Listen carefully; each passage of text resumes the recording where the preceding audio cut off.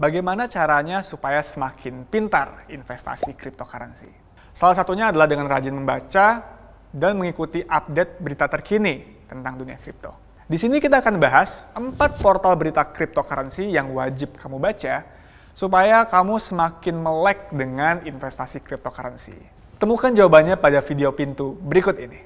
Lanjut nonton video ini, jangan lupa tekan tombol subscribe, nyalain loncengnya, like, dan share ke teman-teman kalian.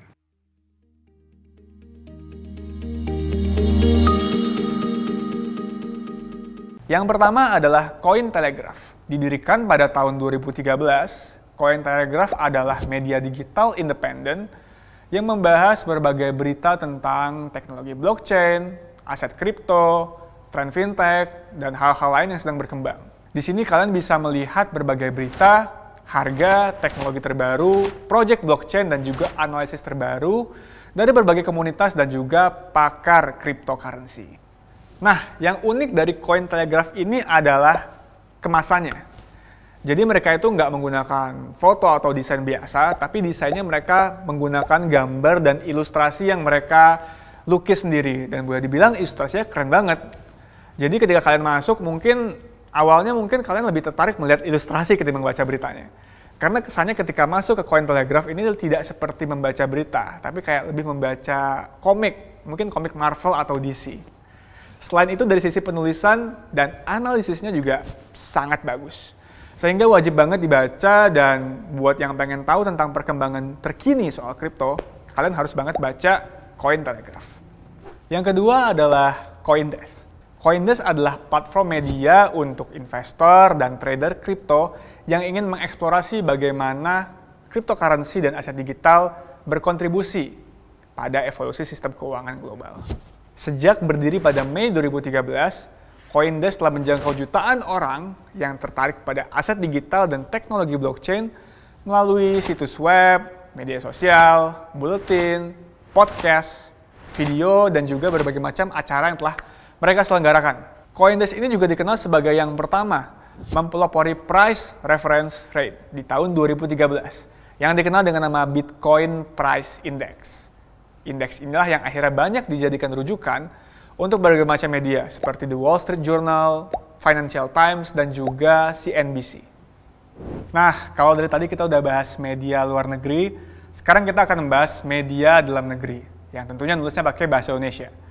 Yang pertama adalah Coinvestasi, gabungan dari dua kata, yaitu koin dan investasi. Media ini juga mengulas berita-berita terkini seputar dunia kripto, dengan gaya bahasa yang simple dan sederhana. Gaya bahasa yang ini membuat pembaca jadi bisa memahami istilah-istilah rumit dalam dunia kripto menjadi semakin mudah.